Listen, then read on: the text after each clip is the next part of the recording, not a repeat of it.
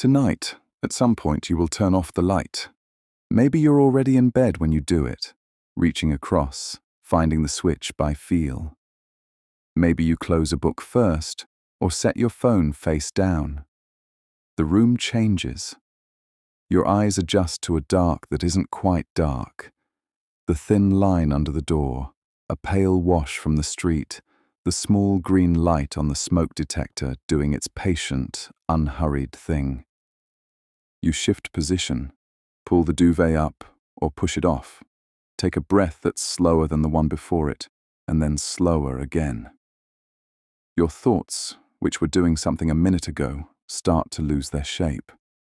They're still there, sort of, but they've stopped following each other in any particular order. One drifts off, another takes its place, unrelated to the first. The ceiling is just the ceiling. The sounds outside are just sounds. And sometime after that, you won't know exactly when, something will happen. You'll have no idea it's happening. You'll have no memory of it in the morning. But it will happen anyway, as reliably as your heart beating or your lungs filling, whether or not you believe it or agree to it or have thought about it even once in your life. For most of human history, what happened inside a sleeping body was considered simple. Sleep was rest. The brain quieted, the body recovered, and in the morning everything came back online. From the ancient Greeks forward, this was more or less the picture. Sleep as the smaller cousin of death, the nightly shutdown, the body's way of going dark until it was needed again. You closed your eyes. You were gone. You came back. Whatever happened in between was, as far as anyone could tell, not very much. And because it seemed to be not very much, the question of what exactly it was didn't press particularly hard. Freud complicated things somewhat, proposing that the sleeping mind was doing something, working through hidden desires, staging symbolic dramas in coded form. But even this was still the mind doing something psychological, not the brain doing something physical. Dreaming lived in the territory of the couch and the talking cure, not the laboratory. Sleep itself remained, scientifically speaking, a kind of well-understood absence, a system at rest, a brain that had, for the night, stood down. You couldn't measure an absence. There wasn't much reason to try. That picture held for a very long time. It was not a foolish picture. It matched what the sleeping body looked like from the outside, which is still and breathing and apparently nowhere. It just turned out to be wrong in a way that nobody suspected, because the evidence was locked inside the body that everyone assumed was doing nothing. Until 1953. In a laboratory at the University of Chicago, a researcher named Eugene Aserinsky was trying to study the eyes. Specifically, he wanted to know whether the eyes moved during sleep. What kinds of movements? How often? Whether there was any pattern. It sounds methodical enough. He attached the leads of an eye movement recorder to a subject and set the machine running. The subject he chose was his 8-year-old son. The boy fell asleep. Aserinsky watched the machine. For a while the pens moved gently, slow, rolling traces as the eyes drifted. Normal, quiet, expected. The kind of readout you'd get from someone deeply, peacefully away from the world. Then the pens went wild. They were jumping the way they jumped during full waking activity. Rapid, sharp, coordinated movements, back and forth, as if the boy were watching something happening in front of him. Aserinsky's first reaction was that the machine had broken. Equipment like this calibrated poorly, drifted, glitched. It was temperamental. He checked the leads. He reset it. He ran it again. The machine was fine. He looked at his son. The boy was still, breathing, eyes closed. His face had that particular smoothness that children have in deep sleep. A composure, as if the face had been set aside for the night along with everything else. But under those closed eyelids, the eyes were moving faster than they moved in waking life. Something was happening behind that still face, something the face gave no sign of at all. The machine was picking it up, and the face was giving nothing away, and for a moment those two facts were very hard to hold in the same thought. That thing, whatever Aserinsky's machine was picking up in his son's face, is happening to you tonight. Not sometimes, not occasionally. Every night, a few times across the night, your eyes move under your closed eyelids in the same rapid, coordinated way. Your brain enters a state that, when measured, looks almost indistinguishable from wakefulness. Some regions run even hotter than when you're awake. The electrical signature of what's happening inside your head during these periods is not the signature of a system at rest. It is the signature of a system that has somewhere to be. This happens in cycles, roughly every 90 minutes or so through the night, each one a little longer as morning approaches. The first of these periods might last only a few minutes. By the small hours, the same period can stretch to nearly an hour. You move through this cycle multiple times, without any awareness of moving through anything at all. And during those windows, something is happening. Something specific, something continuous, something that has an interior texture, emotion, imagery, the strong conviction that what's unfolding around you is real. Not a dim, muted version of being awake. Something that operates by its own rules, its own logic, its own sense of what matters and what to be afraid of and what to want. You are, during those periods, completely there. Present, inside the experience, as fully as you are present anywhere. The experience is not less real to you for being happening while you sleep. It is simply happening, and you are in it, and it has the quality of being entirely true. And in the morning, you bring back almost nothing. A fragment, maybe. A feeling without a context. A color without a scene. Most of it is simply gone before your eyes are fully open. Whatever was happening in those hours, and something was, it has already slipped out of reach by the time you reach for it.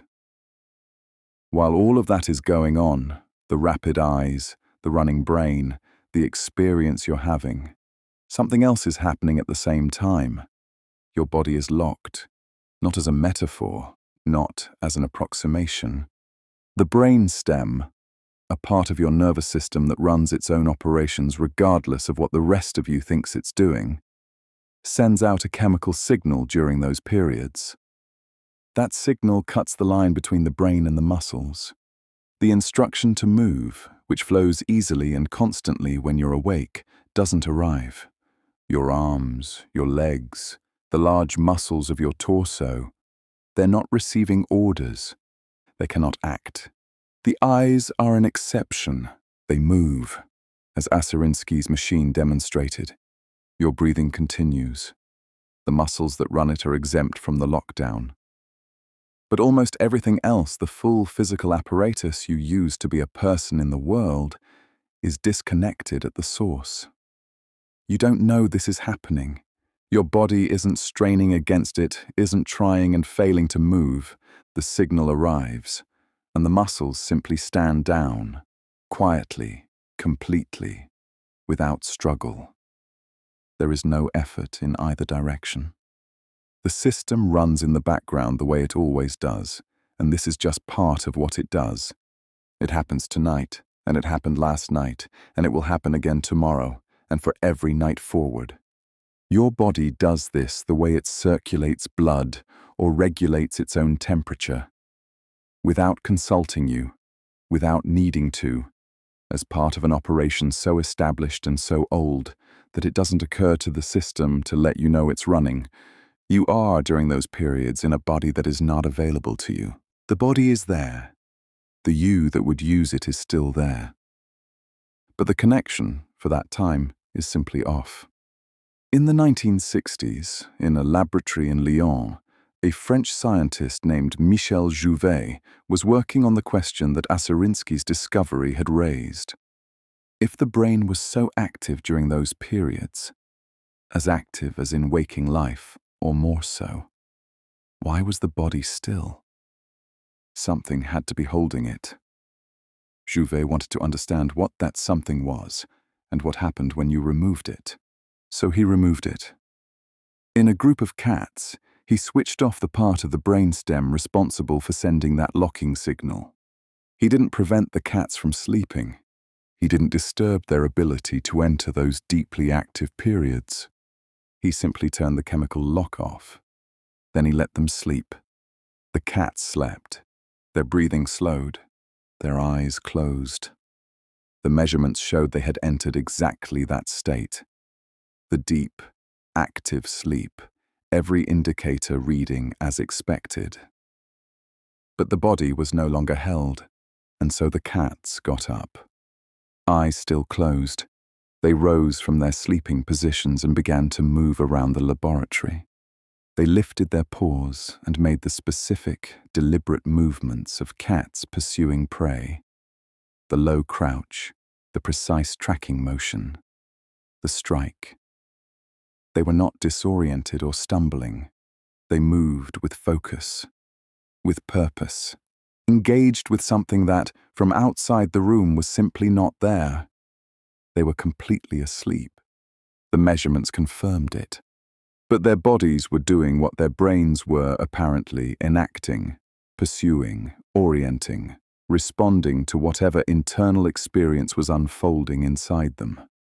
When each cat eventually woke, it had no memory of any of it. It looked around the laboratory in the way cats look around when they've woken somewhere familiar, attended briefly to itself, and carried on. As far as it knew, nothing had happened, which is what the lock is for. When your brain is producing that active, vivid, emotionally present experience during the night, your body is held still precisely so that it doesn't follow along. That's what Jouvet's cats showed. Remove the lock and the body enacts the experience. The bedroom becomes a theater in the literal sense, a person moving through it in the dark, acting out whatever the sleeping brain has staged, with no awareness of any of it and no way to stop. Without the lock, tonight's bedroom would know what was happening in your head. Why evolution arrived at this particular solution, a full body hold during the most electrically active periods of sleep, nobody completely knows. The most immediate answer is the one the cats demonstrated. Without the hold, you act it out. With it, you sleep through it. The room stays quiet, and you stay in one piece. There are other ideas about what else the mechanism might serve, other purposes it might enable alongside the protection. But none of them are settled, and anyone who tells you the question is closed is getting ahead of the evidence. What isn't open, the mechanism runs, every night, in every sleeping person, in a part of the nervous system that doesn't root its decisions through whatever part of you makes choices. It doesn't ask, it doesn't consult. The signal goes out, the muscles receive it, and whatever you were planning to do with your arms tonight is simply not available to you for that portion of the night. You can choose what you eat for dinner. You can choose what you think about before you fall asleep. This, you don't choose. It is one of the things your body does that you have no vote in. The lock isn't perfect. Most of us know the feeling. You're on the edge of sleep, thoughts going soft and formless. And then, a sudden drop. The ground isn't there. Something is falling.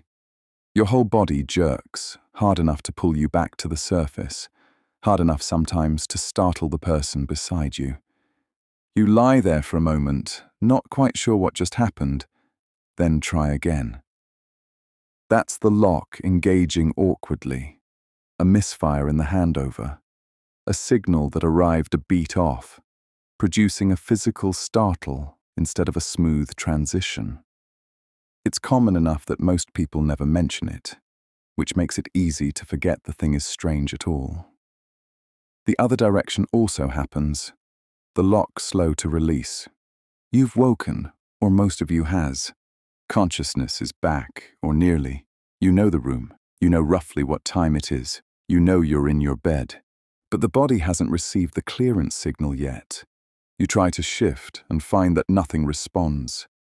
There's a pressure across your chest without an obvious source. Your throat has no sound in it. The room looks exactly as it should, but it seems, for those few seconds, to contain something it didn't contain before.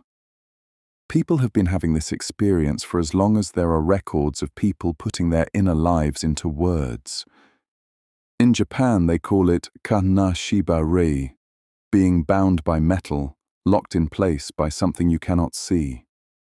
In parts of Britain and Canada, it was the old hag, a heavy presence that settled onto the chest and held it down. In Chinese, gui ya chuang, a ghost pressing the bed. Different centuries, different continents, different explanations drawn from different worlds of meaning. The same locked body, the same slow seconds of pressure, the same waiting for something to let go. What they were all describing was a chemical signal, still running a few seconds past its stop. A lock, slow to open, the body waiting for clearance that hadn't come quite yet. The experience was absolutely real.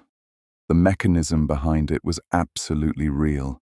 The explanation for it, in every culture that encountered it, was something visiting from outside. It was inside the whole time, so here is what tonight looks like. Underneath the part you'll remember.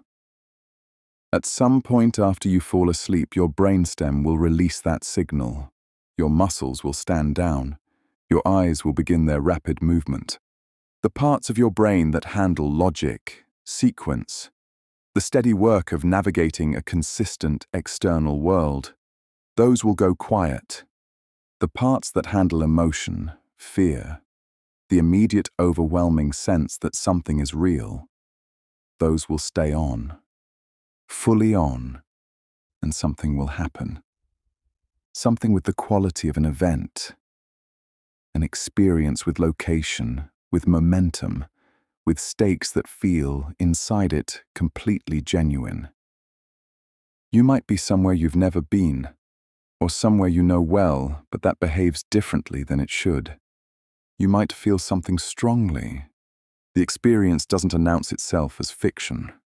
While it runs, it is simply what is happening. You'll be in that state for roughly a quarter of the night. Not a brief passage, not a small fraction of the hours. A substantial portion of the time you think of as simply gone. A locked theatre, the stage lit, the performance running, every system committed, and the doors sealed from the inside. Whatever is playing, it's playing without a record, without an audience from outside, without anything that survives until morning in a form you can hold. That's where you go. Tonight, at some point you'll turn off the light. The room will settle into its familiar not quite dark. You'll find your position, the one your body already knows, and your breath will slow. The thoughts will come loose from each other and drift apart. At some point past that, you'll be gone in the way that feels like simply gone. The lock will engage. Your eyes will move under your closed eyelids. Your brain will be running, not idling, not resting, but running, in ways that would look, to anything measuring it, like full wakefulness or something very close to it. You'll be in there, somewhere, present in an experience that has, while it's happening, the full weight of being real. In the morning you'll wake up and none of it will be there. Whatever was staged in that locked theatre, and something was staged, something ran its full course, you won't find it. You'll stretch, check the time, move into the day. The night will feel like it didn't happen. It happened, though. It happens every night, in every sleeping person, in the hours that feel most like absence. You weren't absent. You were there the whole time, in a body that was still and a mind that was not. Tonight, it will happen again.